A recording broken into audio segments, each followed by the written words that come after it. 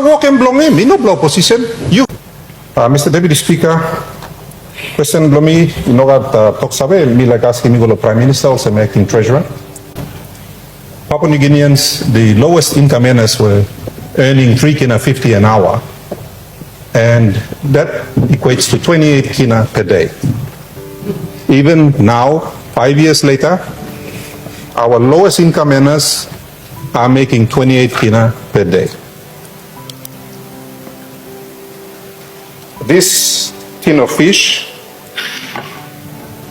which most Papua New Guineans eat every day, low income earners, used to cost 5 kina 50 in 2019.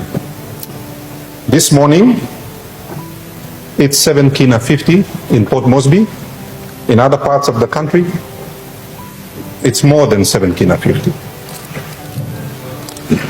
This packet of rice used to cost 4 kina 50.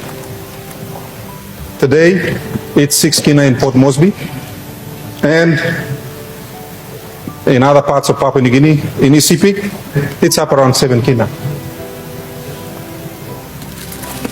This packet of noodles used to be 80 toya. It's now 1 kina 20. Some parts, it's a kina 50. This packet of biscuits used to be 80 toya. It's now 1 kina 20 in Port Moresby. This constitutes what most Papua New Guineans eat at dinner time. If you add this up, if they have 2 meals a day, it's already more than the 28 kina that the low-income Papua New Guineans, our people, are making. All market mama, all is I sit down over the day, lo table market lol, just to get enough money to buy these very basic items. And you may over sabe. My questions are as follows. Number one, what fiscal initiatives has the government undertaken in the last 5 years to make these items affordable for our people? What initiatives you play in Kisim Peninsula? If not, what new initiatives do you have that will make these items affordable? Lol mama blayumi sa hatwok lo table market every day, nolin up lo buying na kidim, all pingini blol. Our future. If you have no immediate plans, or if you do have plans, could you tell our hard-working mothers sitting on the table market when you expect, is it end of this year, next year, or the year after, when do you expect that these items will be affordable for our hard-working mothers and our low-income earners? This la packet biscuit, yeah, I've been 80 toya. Now I'm 120. Basic arithmetic, 50% increase. You talk average below 5%. 25% inflationary impact over 5 years. But this is a 50% increase.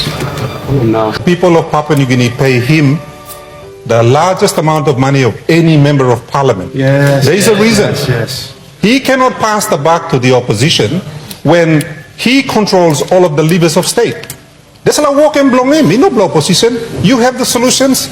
Show him. No can blame him opposition. Nothing. Do the job that the people are paying you for. Yes. Honorable. Diklik lo osam stonin totok lo governor. Governor, ask him rate lo inflation lo world or global inflation or Papua New Guinea inflation. I'm asking price blow pekay or something like that. Na pay or man meri workload sin, and he's still down to us.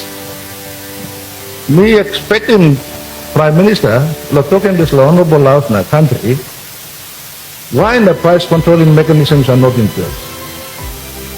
Where is the price controller these days? Now I'm asking question where the physical incentives and Prime Minister Nata Solon put, okay?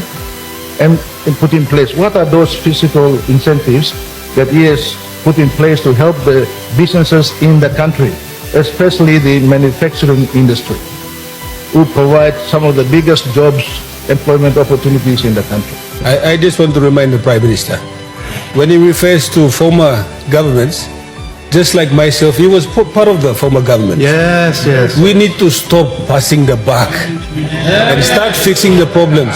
Stop blaming former governments. Thank you.